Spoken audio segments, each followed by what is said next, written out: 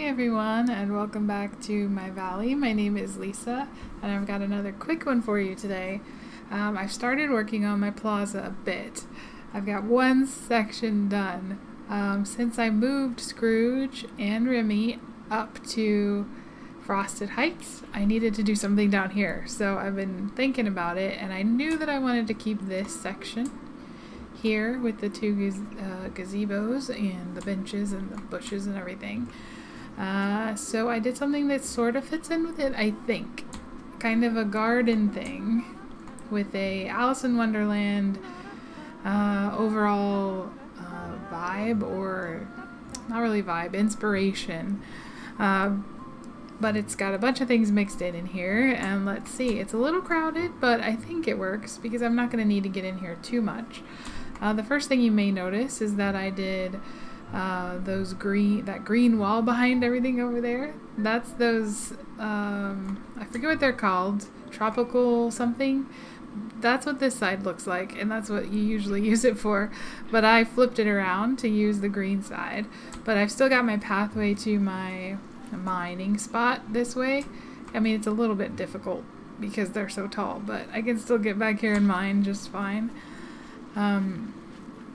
But on this side it's more of a bright green, and I put some of those water fountains in front of that. I might actually buy 2 more and stick them in the middle to have a total of 5 of those water fountains in here. And then this area is kind of cool.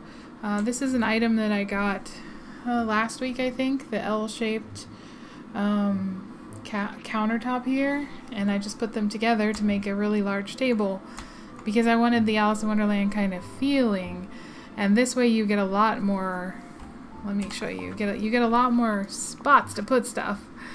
So you just put them together like that, and you get all of these little squares where you can put stuff. You just can't put anything over the middle, like you can't put something that's 4 squares in the middle of the table, but you can put a bunch of little stuff in the middle. So I'm going to put a few other things there. I would really like to find like a teapot or something, like not the red one, not the tea kettle that Mickey has, but something else. So I'm kind of waiting on some tea items. Surely I'll get something, and then I'll add those to the table. I made a bunch of dessert type things and 2 of the Alice in Wonderland cookies, of course, to put on the table.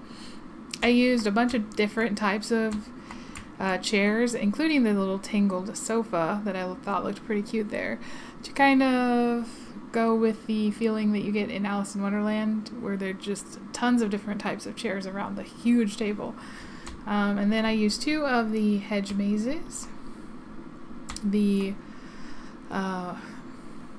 What is this clock? I forget what the clock is called. Sorry about that with that wall. That's the one problem, is that wall is really high, so when you spin your camera around you get the green leaves.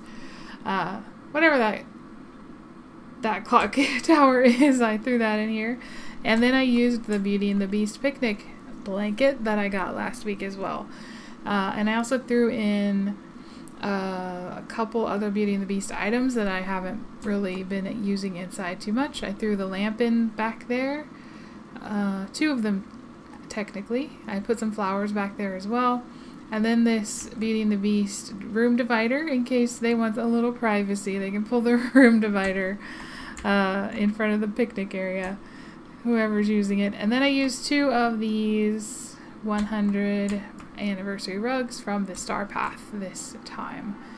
And that fit fairly well.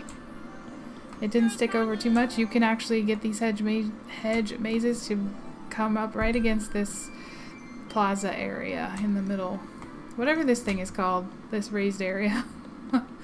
So that's it, my little English garden, I guess is what I'm going to call it. I'll show you real quick what it looks like at night. I think it's pretty cute.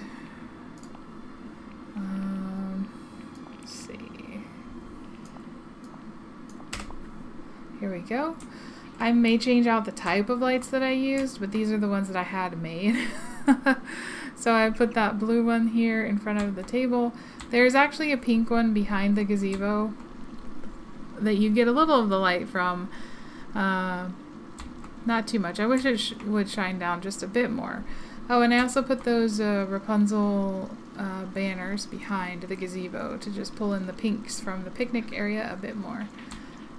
And so the rest is just the lights from the beginning of the game that were here in the plaza here. But yeah, since it's Alice in Wonderland themed, kind of, I think I will probably change those out for brighter lights eventually, or more colorful lights, maybe more the pink and blue, and have that whole area be pink and blue illuminated. I'm not sure yet, but I think it turned out pretty nice. I'm pretty happy with it. Now I've just got to figure out what to do with the other 3 sections of the plaza, so keep an eye out for that.